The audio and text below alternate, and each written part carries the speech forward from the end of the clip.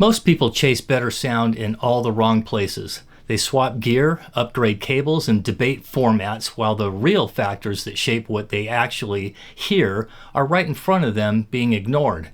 In this video, I'll be ranking the 10 most important contributors to sound quality in order of their importance based on real acoustics, real listening, and real engineering.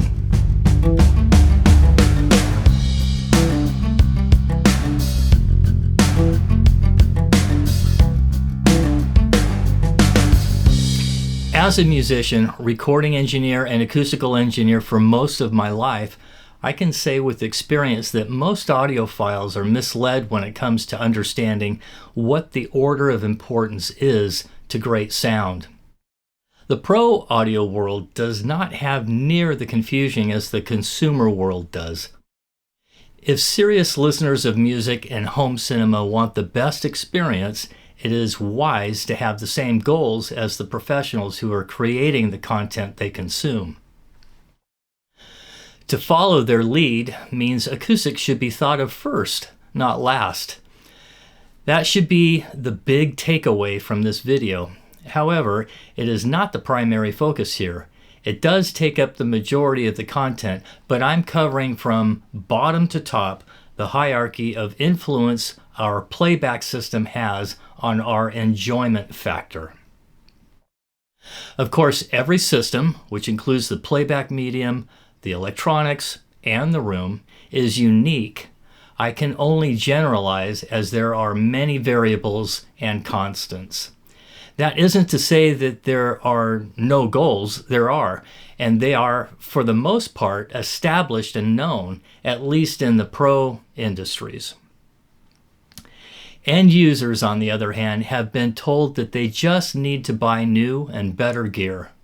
Understand that the gear is completely at the mercy of the environment that it is put in. That goes for both room acoustics and power quality. The two are your foundation, and the electronics cannot overcome either of them. Let's get into the prioritized list. We'll start with the least important perceptual issue of influence and finish with the most important. Remember, we're talking about typical general audio system scenarios. Your conditions may vary.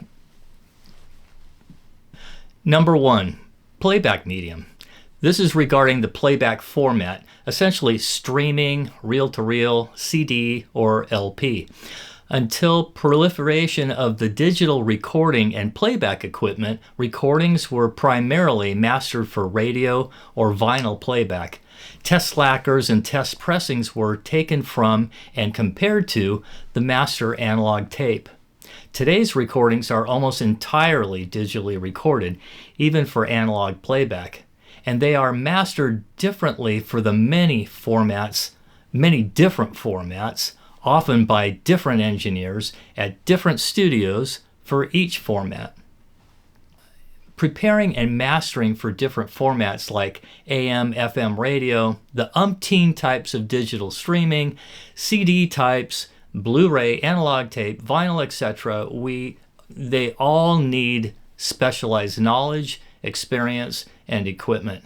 They each have limitations and must meet specific rules and goals for gain levels, equalization, compression, limiting, sample rates, biasing, etc.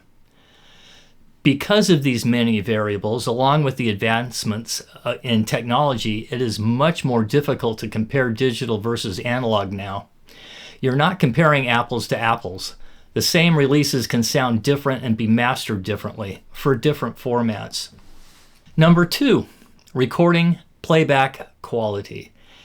As per the variables above, you can have a great recording get completely messed up in the mix, during mastering, or at the pressing plant.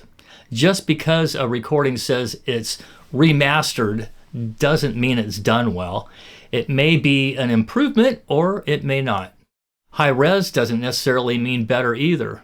In addition, if your tape machine or turntable arm cartridge combination is not aligned properly, you cannot expect optimal sound. There are certainly some engineers and labels that care a great deal about the sound quality. They are using customized, short, simple electronic paths, few and high quality electronic component parts, and are not rushed to finish the project. Then there are the more common releases that are cranked out as quickly and cheaply as possible. Number 3, equipment quality. Certainly equipment makes a difference some of the time. I say this facetiously because more often than not, the room acoustics masks any audible differences. It is the elephant in the room. Until you address that, you won't hear what better equipment is capable of. In addition, better equipment is an expensive route to take, knowing that your environment limits its potential. Number 4, electronic calibration. Most people take for granted that their equipment is operating to manufacturer's spec, nor do they have the proper equipment to test it. You might be surprised at how much equipment I discover arrives with a problem. Often the customer is unaware of the less than ideal sound until it's fixed. Number 5, power quality. Poor power quality can make the sound flat, strident, introduce noise, both line coupled and field coupled, etc. Like acoustics, everyone is dealing with different issues and at different levels. Unlike acoustics, testing can only be done on site. Again, like acoustics, there is no one-size-fits-all solution. Data must be collected and constraints have to be understood before a custom prescription can be made. Number 6, first-order reflections. These reflections interfere with timbre, spatial imaging, soundstage, dynamics, etc. Number 7, reverberation times, as above, but to a higher degree, again, typically. Number 8, noise control. You really can't address sound quality until you address noise control. It's a two-way street. If sound can get in to bother you, it can get out to bother others. It can be a distraction, mask low-level details, and reduce dynamic range, etc. Number 9, room modes. Most everyone's problem. If it's a room, they exist. How bad is called out by the room dimensions, construction materials and methods, listener and speaker placement, room treatments, etc. Bass quality is typically the first thing the average listener pays attention to. How extended is it? How tonally balanced is it? How articulate and how powerful is it? And then last, number 10, physical setup. This is about geometry between the speakers, listener, and the room boundaries.